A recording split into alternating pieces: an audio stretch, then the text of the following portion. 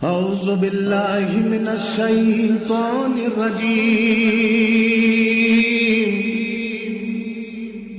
بسم اللہ الرحمن الرحیم اعوذ باللہ من الشیطان الرجیم بسم اللہ الرحمن الرحیم الحمد للہ الذی خلق السماوات والارضین والصلاة والسلام علی اشرف الانبیاء والمرسلین وآلہ الطیبین الطاہرین المعصومین المظلومین۔ ناظرین اکرام، قائم ٹی وی کی خصوصی رمضان المبارک کی ٹرانسمیشن میں پروگرام تزکیہ نفس کے ساتھ میں ہوں ذاکرہ شہلا عباس۔ ناظرین اکرام، آج ہمارا موضوع گفتگو تربیت اولاد ہے، اور تربیت اولاد کے اصول کیا ہیں، اور ایک ماں کو خصوصاً اپنی اولاد کی کس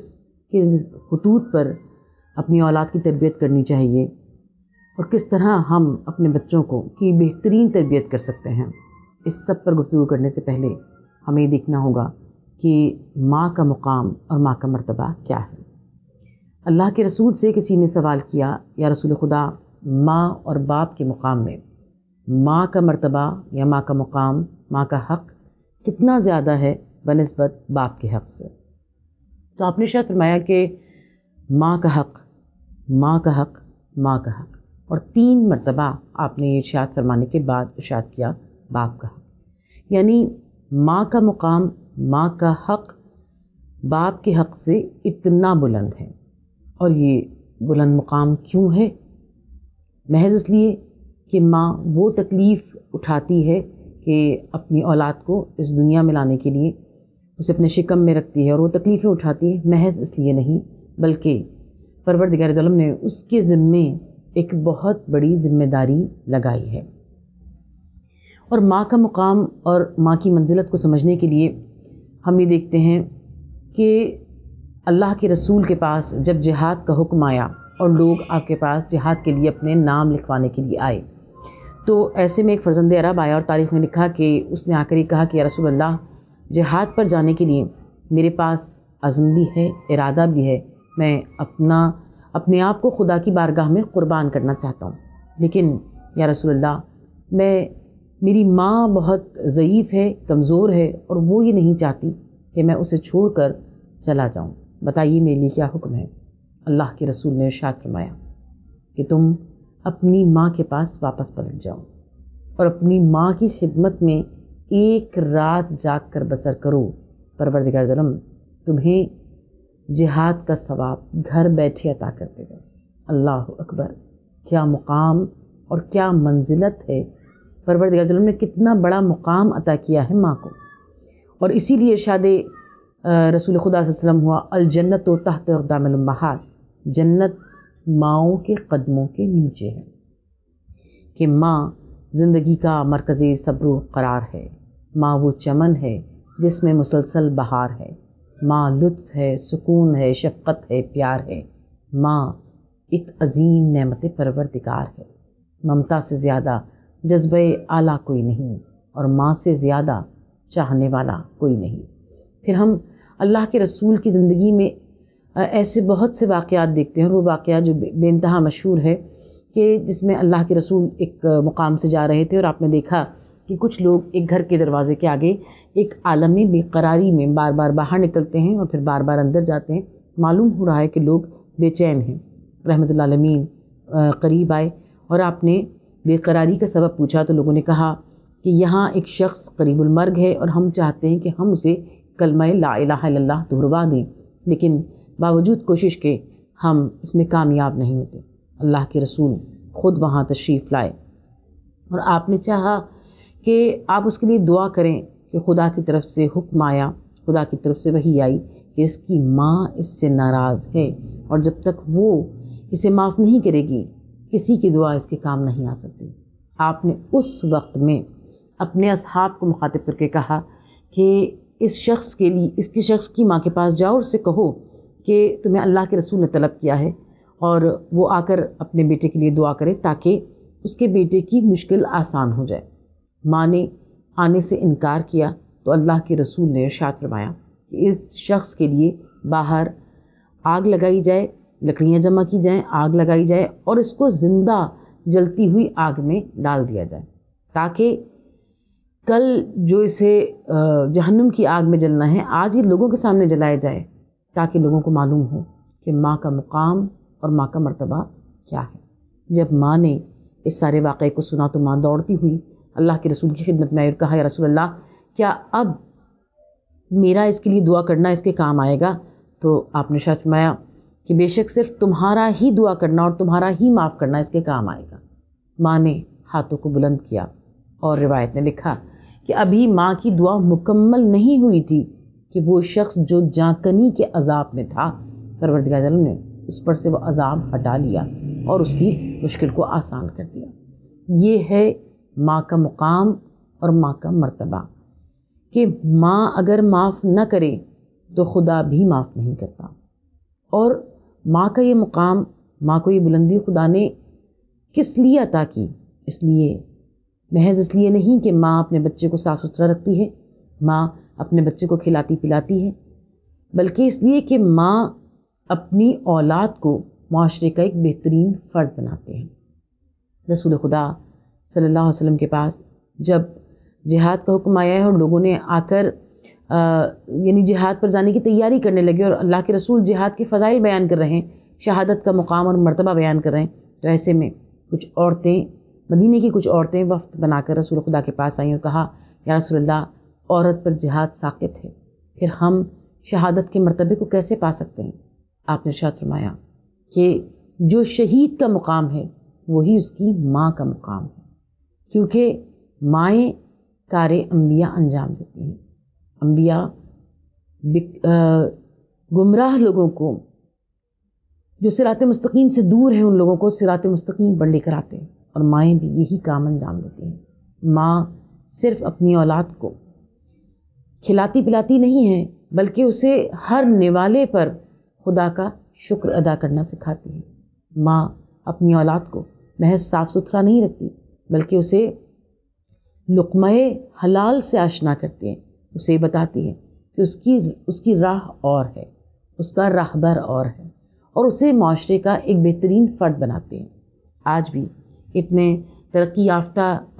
معاشرے میں بھی ہم ایسی آوازوں کو سنتے ہیں، یقیناً آپ لوگوں نے بھی سنا ہوگا کہ اکثر لوگ یہ بات کرتے ہیں کہ بیٹیوں کو پڑھانے سے آخر کیا فائدہ ہوگا، آخر تو انہیں چولہا چکی ہی کرنا ہے، آخر تو انہیں اولاد ہی پالنی ہے۔ بے شک اگر وہ کسی پروفیشنل اسٹڈیز کے بعد بھی کوئی کام یعنی کوئی پروفیشنل جاب نہیں کرتی، تب بھی ماں کا پڑھا لکھا ہونا، ماں کا تعلیم یافتہ ہونا، ماں کا باشعور ہونا کتنا ضروری ہے، کہ جس کے لیے کہا گیا کہ اگر ایک ماں بے پڑھی لکھی ہے اور اپنی اولاد کی تربیت کر رہی ہے تو گویا وہ ایسے ہی ہے جیسے ایک اندھی ماں اپنی اولاد کو راستہ نہیں دکھا سکتی، اسی طرح ایک بے پڑھی لکھی ماں، ایک غیر تعلیم یافتہ ماں، ایک بے شعور ماں اپنی اولاد کو معاشرے کے لیے بہترین فرد ہرگز نہیں بنا سکتی۔ نیپولین نے کہا تھا کہ تم مجھے ایک اچھی ماں دو، میں تمہیں ایک اچھی قوم دوں گا، یعنی ایک اچھی قوم کا دار و مدار، اس کی بنیاد ایک اچھی ماں پر ہے۔ اور اسی لیے ہمارے ہاں علماء اس بات کی بار بار تاکید کرتے ہیں کہ کیونکہ اللہ کے رسول نے ارشاد فرمایا کہ اطلب العلم فریضۃ علی کل المسلمین والمسلمات، علم حاصل کرنا ہر مسلمان مرد اور عورت پر فرض ہے۔ اس لیے دین اسلام میں خصوصاً ہمارے مسلک میں اس بات کی بہت زیادہ تاکید کی گئی ہے کہ ہم اپنی بیٹیوں کو دین اور دنیا کے علم سے اتنا مضبوط بنا دیں کہ وہ اپنے بچے کو معاشرے کا ایک بہترین فرد بنا سکیں۔ اور شیعان حیدر کرار کو ایک خاص مقام حاصل ہے کہ ہم اپنے بچوں کی جب تربیت کرتے ہیں تو ہماری نگاہوں کا محور مرکز وہ ہستی ہوتی ہے کہ جو کائنات کا محور مرکز ہے، یعنی آقا امام زمانہ اسلام کی ذات والا صفات۔ جب ہم ہماری آغوش میں بچہ آتا ہے تو ہم دعا کرتے ہیں پروردگار یہ امام زمانہ علیہ السلام کا سپاہی بنے۔ یہ کیسے ممکن ہے کہ ہمارا بچہ امام کا سپاہی بنے؟ یہ ایسے ہی ممکن ہو سکتا ہے کہ ہم اس گھرانے سے بے انتہا محبت کریں اور محبت کا عملی ثبوت دینے کی بھرپور کوشش کریں، کیونکہ ہم تربیت کے اصولوں میں دیکھتے ہیں کہ تربیت اس کا نام نہیں ہے کہ جو ماں اپنی اولاد کو سمجھاتی اور سکھاتی ہے بچہ وہ نہیں سیکھتا، بچہ وہ سیکھتا ہے کہ جو ماں خود انجام دیتی ہے۔ یعنی اگر ایک ماں جھوٹ بولتی ہے اور وہ سچ کے لیے کچھ بھی کہہ دے، سچ کے لیے کتنی بھی افادیت سچ کی بیان کر دے، لیکن سچ کی افادیت بیان کرنے کی وجہ سے، سچ کے فوائد بیان کرنے کی وجہ سے بچہ سچ نہیں بولے گا، جھوٹی ماں کی اولاد بھی جھوٹ بولے گی۔ جو ماں سچ بولتی ہوگی، جو ماں با کردار ہوگی، جو ماں متقی ہوگی، اس کی اولاد متقی ہوگی، اس کی اولاد سچ بولے گی۔ پھر ہم یہ دیکھتے ہیں کہ جو علماء اور مراجعین ہیں ان کی ماؤں نے آخر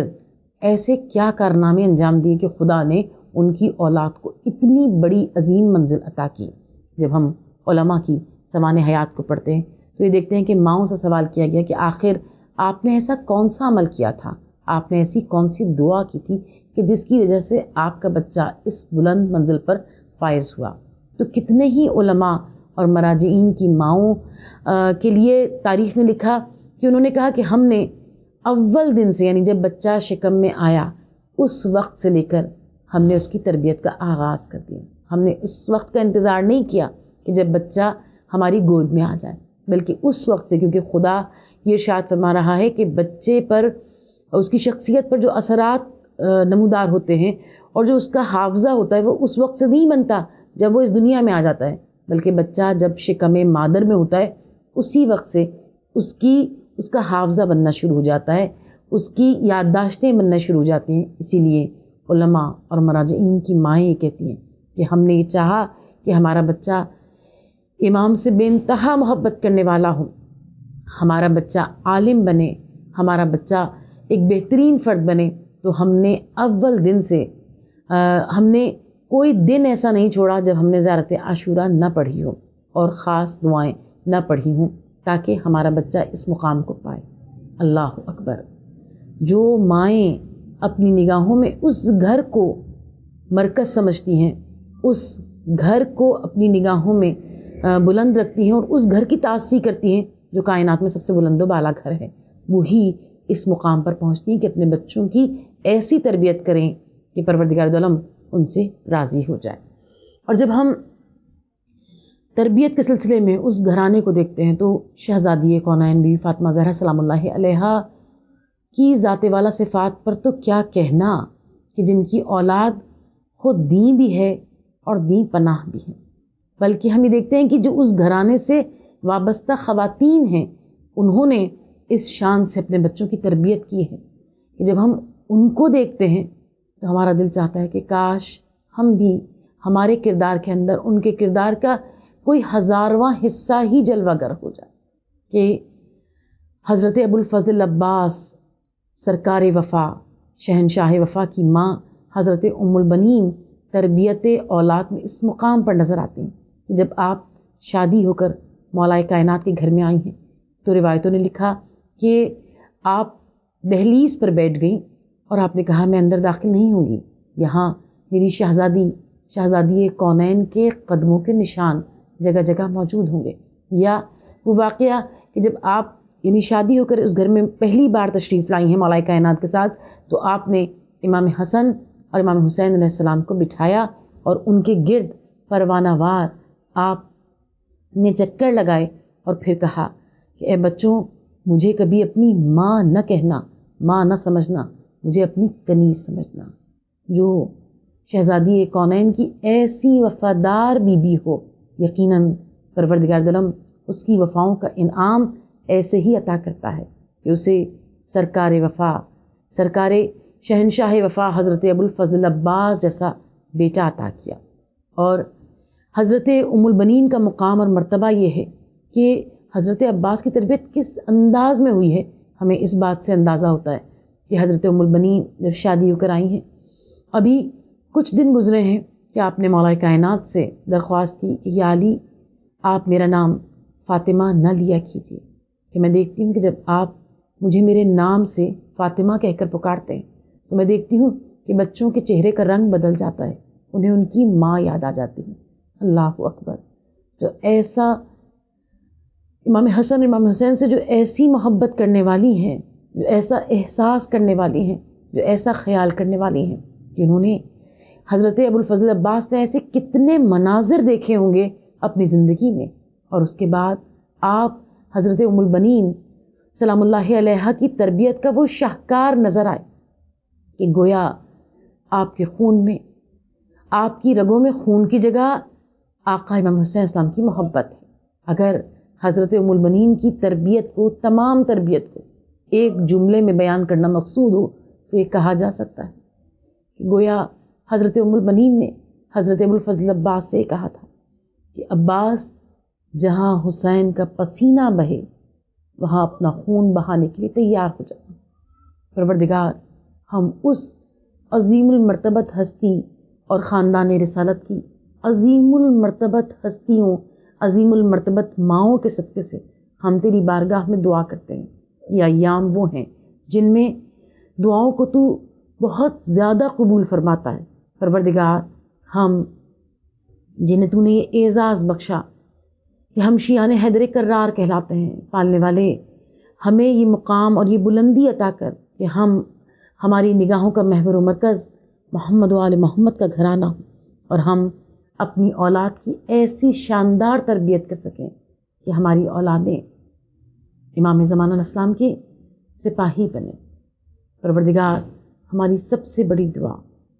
کہ پروردگار، ہم اپنی اولادوں کے دلوں میں محبت محمد و آل محمد کا شجر بار آور کر جائیں۔ پروردگار، جو ورثہ ہمیں ہمارے ماں باپ سے ملا وہی ہم اپنی اولادوں میں منتقل کر دیں۔ کہ امام جعفر صادق علیہ السلام ارشاد کرتے ہیں کہ تمہاری ماؤں کی نجات کے لیے یہی کافی ہے کہ انہوں نے تمہیں محبت محمد و آل محمد سے سرشار کر دیا۔ پروردگار، وہ ذمہ داری جو تو نے ماؤں کو عطا کی، پروردگار ہم اپنی اس ذمہ داری کو پورا کریں۔ پروردگار، محمد و آل محمد کا واسطہ ہماری سب سے بڑی دعا کہ ہمارے وقت کے امام آقا امام زمان علیہ السلام کے ظہور میں تعجیل فرما، اور ہمارا شمار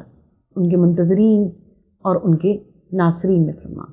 اور ہمارے بیٹوں کو وہ مقام اور وہ بلندی عطا فرما کہ وہ امام زمان علیہ السلام کے سپاہی بنے۔ الہیہ۔ اعوذ باللہ من الشیطان الرجیم، بسم اللہ الرحمن الرحیم۔ رمضان رمضان یوں قائم ہے، رمضان رمضان رمضان یوں قائم ہے، رمضان